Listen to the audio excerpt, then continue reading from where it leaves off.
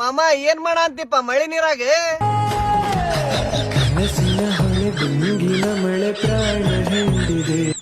ಮಾಡ ಹೋಗ್ಲಿ ಅಕ್ಕ ಎಲ್ಲದಾಳ ಅಕ್ಕ ಮಳೆ ಬಿಲ್ಲಿ ಮಳೆ ಬಿಲ್ಲಿ ಹಗರ್ಕ ಬೇ ಅಕ್ಕ ನಿನ್ನ ಮಗಳೆಲ್ಲದಾಳ